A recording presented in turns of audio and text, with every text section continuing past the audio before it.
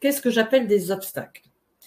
Tout d'abord, vous pouvez avoir des mémoires qui vous empêchent de pouvoir entrer en contact avec vos guides. Et ça, c'est souvent les personnes qui vont me dire je vois rien, j'entends rien, je sens rien. J'ai beau me mettre des heures en méditation, presque ça m'agace ou ça m'énerve. Et c'est possible, hein, et c'est tout à fait possible que ça puisse vous agacer, vous énerver, parce que votre mental est trop fort et que vous n'arrivez pas à vous décontracter pour pouvoir recevoir. Il faut savoir que vous êtes sur un plan vibratoire qui n'est pas du tout le leur, et que eux, ils doivent descendre de leur plan vibratoire. C'est-à-dire, ils doivent s'ajuster à votre plan vibratoire, et vous devez vous élever pour qu'il y ait qu'une connexion qui puisse se faire, que je dirais que la prise puisse se brancher quelque part, entre guillemets, et que vous puissiez vous connecter. Mais si vous avez des croyances, ce que j'appelle des croyances ou des mémoires, comme le genre je ne suis pas digne de recevoir de mes guides, ou des croyances telles que si je vais rentrer en contact avec mes guides, c'est dangereux.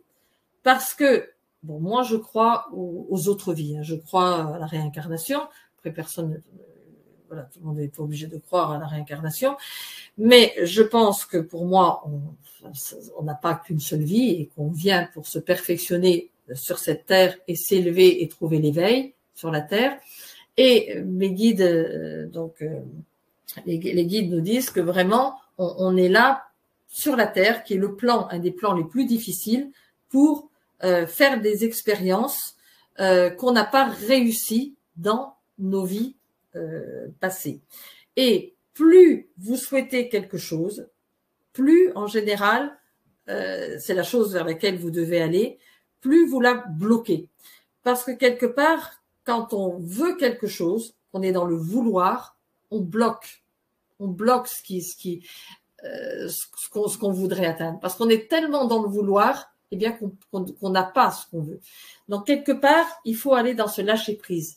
C'est-à-dire, ok, j'accepte d'en être là, j'accepte de ne pas pouvoir arriver à rentrer en contact pour le moment et je vais tout faire pour y arriver. Donc, comme je vous disais, le premier obstacle, c'est les mémoires ou de je ne suis pas digne. Imaginez que dans une autre vie, vous avez mal pratiqué. C'est-à-dire que vous avez pratiqué n'importe comment, vous n'avez pas fait ce qu'il fallait, ou que vous avez fait des choses occultes, ou de la sorcellerie, ou que vous n'avez pas fait des choses convenablement, eh bien, ça va aider, ou que vous ayez eu, si vous ne croyez pas aux vies antérieures, simplement une ancêtre. Moi, j'ai vu ça, j'ai une patiente, elle a une ancêtre qui faisait de la magie noire. Et cet ancêtre est complètement relié à elle. C'est-à-dire parce qu'elle portait le même prénom que sa grand-mère qui faisait ça, mais les mêmes dates elle était née aux mêmes dates de naissance. Bon, ça c'est plus la partie généalogie. Donc, ce qui fait qu'elle était complètement reliée à cet ancêtre. Et donc, quelque part, elle portait toutes les mémoires transmises génétiquement par cet ancêtre. Donc, quelque part, ses peurs, ses blocages, ses erreurs, et on vient réparer génétiquement les erreurs de nos ancêtres. Ça, c'est l'autre partie de mon travail qui permet justement de délivrer des mémoires génétiques. Et donc, si vous portez une mémoire comme ça, eh bien, vous avez besoin de savoir quoi. Si l'entité est encore de l'autre côté et qu'il faut qu'on la fasse partir, bien entendu, parce que ça, c'est ce qu'on appelle des entités obsessionnelles. Il faut savoir que de l'autre côté, vous avez plusieurs formes d'entités. Ce que j'appelle des entités, c'est des entités de lumière. Le mot entité n'est pas forcément négatif. Vous avez les êtres de lumière, donc vous avez les saints, les anges, les archanges, les maîtres ascensionnés qui sont sur des plans vibratoires de plus en plus hauts. Et vous avez les plans de Shambhala, c'est-à-dire les plans de tout ce qui est christique, avec les saints et tout ça. Et vous avez des plans de maîtres qui sont encore beaucoup plus élevés encore que Shambhala. Et ces plans-là, vous les reconnaissez parce que quand on les canalise, on est glacé. c'est-à-dire qu'on a très froid. Et quand ils viennent dans une assemblée, ces maîtres ascensionnés sont vraiment, on sent le froid qui descend. C'est pas un mauvais froid, mais c'est parce que leur plan, ils se font reconnaître de cette manière.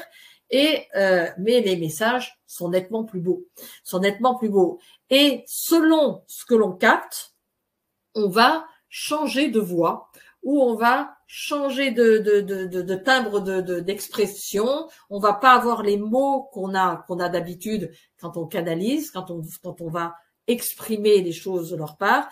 Mais quand je canalise la Vierge Marie, je vais avoir une toute petite voix, très douce.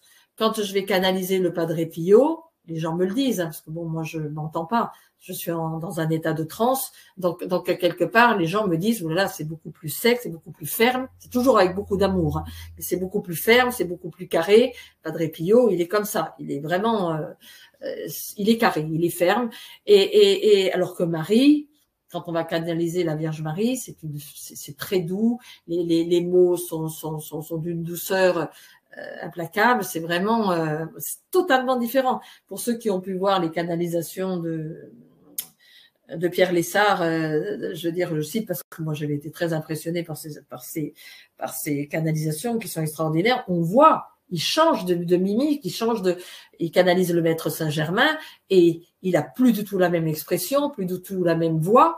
C'est-à-dire que les êtres de lumière dans la canalisation peuvent vous faire changer de voix et avoir des mots qui ne sont pas du tout les vôtres. Donc,